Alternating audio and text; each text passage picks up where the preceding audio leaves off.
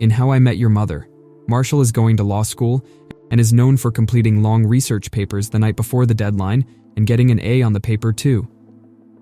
Enter stage left, the uptight professor. She keeps giving Marshall lower grades, so Marshall asks his pal Barney to get friendly with her. Okay, yes, this is a TV show, and this is a bit extreme to get a passing grade. However, there's a reason the show did this. We'll talk about that later, so stay tuned. Sex can have a lot of crazy impacts on us.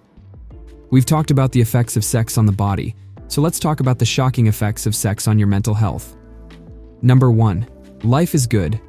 It might be cliché, but sex can just make you feel good.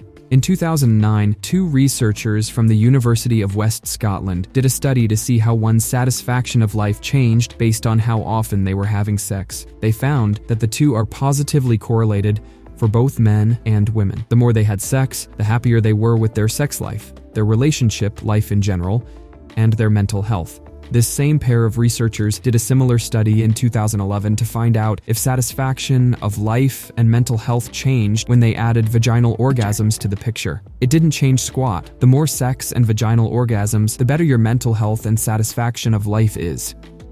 Now, this isn't to say to go have a bunch of sex to have positive impacts on your mental health.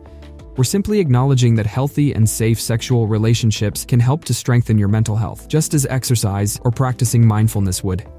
Number 2. Negative act, negative effect. We are about to talk about childhood sexual abuse and UNL living. If this is a topic you're avoiding, feel free to skip to the next point. We can't ignore the fact that sex isn't always a positive thing, and it happens without consent.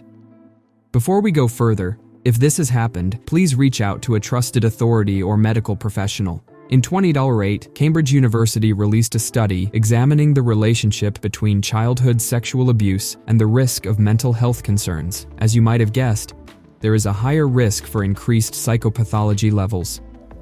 Some adults began abusing substance based on previous abuse, and some even ended their own lives. Abuse is no joke, and it should never be hidden. If you or someone you know is a victim, please tell someone. Timing matters. Have you ever watched a kid's movie as an adult and caught a suddenly placed innuendo? Disney's famous for him. One of my personal favorites is from Toy Story. While Woody is giving the toys the daily announcements, he tells them Andy's birthday party was moved to that day. Slinky starts helping Woody calm the rest of the toys down and reassures them Andy won't get new toys and stop playing with them. Mr. Potato Head is over it all, pops off his mouse and starts tapping his rear with it. As a kid, that might have gone over your head. As an adult, you know Mr. Potato Head is throwing shade at Slinky, calling him a butt kisser. This illustrates that what you take away from something can depend on what stage of life you're in. The same goes for sex. A group of researchers led by Brian Solar acknowledged all prior research showing that having sex during adolescence can increase the risk for mental health issues in their youth, and added to it. They took that data and added authenticity as a factor in women. If the sexual relationship is inauthentic, adolescent sex can increase the potential for mental health problems in men. This additional factor didn't alter impacts further.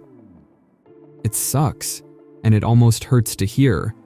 But some things are better to wait for a natural remedy. Remember Marshall and his professor from earlier? Sure, it's a TV show, which is meant to be dramatized for comedic purposes, but they weren't too off with this one. The University of Michigan did a study in 2014 to see how stress levels change in young women based on the frequency of sex. Now, there were participants in the study with mental illness and those without. During the weeks they had sex, the ladies with diagnosed illnesses experienced a significantly decreased amount of stress. It was a smaller change, but even the participants without illnesses experienced less stress. You see, being a lawyer who's quick on his feet, Marshall calculated, Professor plus Barney plus sex minus stress equals Marshall passes the class. Good job, Marshall, but maybe less manipulation tactics next time. Our brains are so sensitive. Everything we think, say, do, eat, or drink can impact it. And this is why it's so important that we learn as much about the brain and what affects it. This way, you can enjoy a positive, healthy, mental state leading into life. Do you know of any other impacts that sex can take on your mental health? Let us know in the comments. And the next time you're stressed, tell your partner you need some sexy time because science said so. Until next time.